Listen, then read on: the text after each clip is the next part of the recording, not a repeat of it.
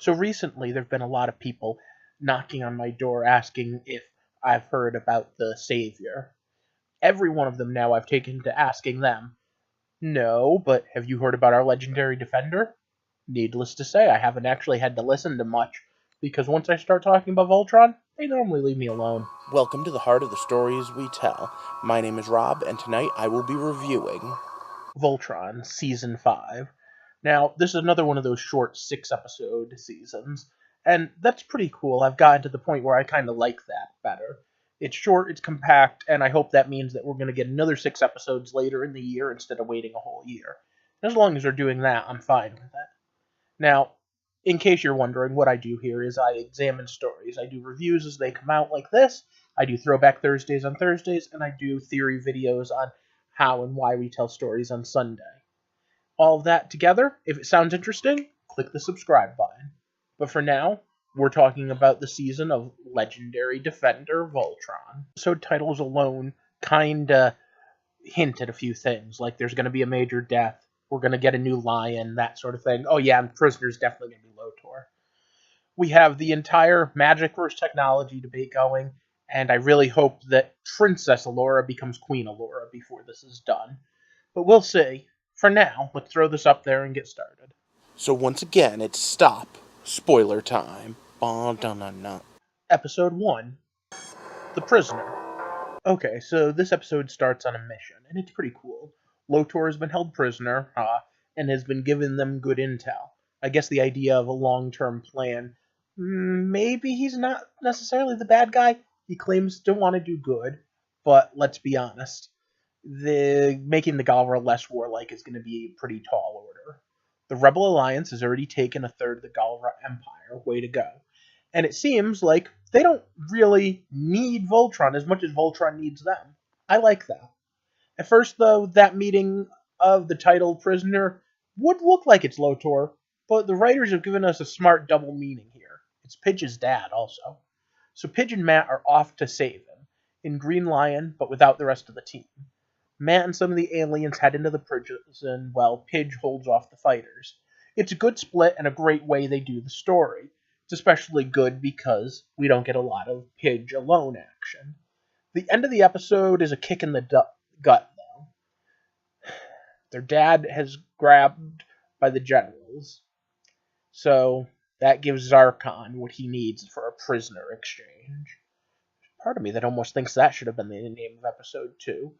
Prisoner exchange, because you know how this is going to go, right? By the way, I'm just going to call this one right now. Double cross coming. So that brings us to episode 2, Blood Duel.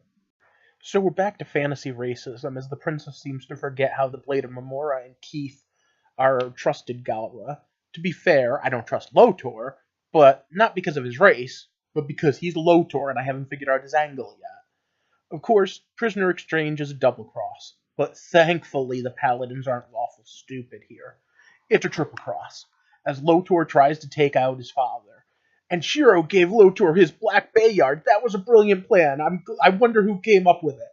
On a personal note, hearing Pidge and Matt's dad calling Pidge Katie made me feel so much better about the way this episode was written. I kind of felt like they had forgotten her name, especially with Matt in the show.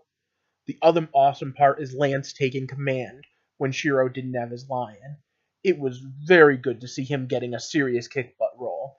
I'm sure he'll be back to a joke in a few episodes, maybe even next episode. The fight in general was great. Shiro, Matt, and Pidge versus the generals, the lions versus the fleet, and most awesomely, father versus son. I mean, seriously, Lotor kicks ass. That Black Bayard is perfect in his hand. Is he going to pilot Black Lion? Actually, there's an episode entitled White Lion. Will he pilot the White Lion? Alright, then came the surprise ending. I expected everyone to get away, maybe with Zarkon getting back the Bayard, but Lotor shoved a spear through him. My god, the feeling of a son killing the father hit pretty hard.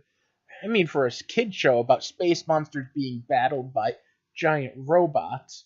And we had the more heartwarming family reunion that was both sad and cool at the same time with Pidge and Matt and their dad.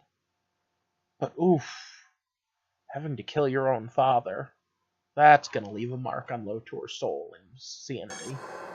How did I forget episode 3 was called Post-Mortem and I already called that meant an important character was gonna die? In fact, that important character died in the blood duel. Okay. So the coalition gains a capital on Acorn, and the war is still on. Emperor Zarkon dying doesn't wrap things up at all. A lot of stories seem to tie the big bad in with the whole empire and forget that there's a whole infrastructure. An evil one. Eventually, Shiro didn't tell anyone about arming Lotor. So Shiro just gave him the Black Bayard and the whole Triple Cross was only his idea? I'm gonna file that away for later. Something about that doesn't seem right. The argument about finishing off the plan, though, really seems odd. Killing Zarkon's meaningless if someone just as bad steps up. But Allura gets another great line in this episode. It was easier to fight the Galra than to work with them. A timely message about not winning the war just to lose the peace. And then came another, oh yeah, moment that I didn't think about. Pidge and Matt have to explain to their dad, that they're not going home. They have work to do. But before we forget, Voltron is a fun giant robot vs. monster series. Episode 3 brings us a robeast of sorts. Sort of. It's a virus that corrupts alien plant life and tech, and makes an evil plant monster with a cannon. It's pretty cool that in the middle of a very serious and dramatic moment, we could still have some cool action sequences with Voltron. Lots of cool bits in this episode to talk about. But all of a sudden, the thing that goes weird with Shiro and the Bayards and that little astral projection of Voltron. He was trying to yell something. And you know what? Somehow I had forgotten how easy it was for him to escape and that there might have been a plan and he might have been programmed. And then I'm remembering the fact that Hagar, just during the blood duel, was saying something about activate fallback plan something or other. And the fact that Shiro gave Lotor the saber, and the fact that Lotor is her son, I don't know. Something's up. Now, with all the talk about Kate and Matt's dad going home, and talking about getting Galaxy Garrison ready for whatever's coming, makes me want Vehicle Voltron. Come on, Galaxy Garrison was such an important thing. I would love to see that be a big thing. But alright, that's 3 episodes into this season. And that's the halfway point. So I'll be back in a couple of hours after I watch the next couple. If you've made it this far, what have you thought so far? Have you been surprised as much as I have? Have you been hit in the gut and like almost cried during some of the family scenes? Let me know down in the comment section. This show is pretty powerful for an anime about giant robots.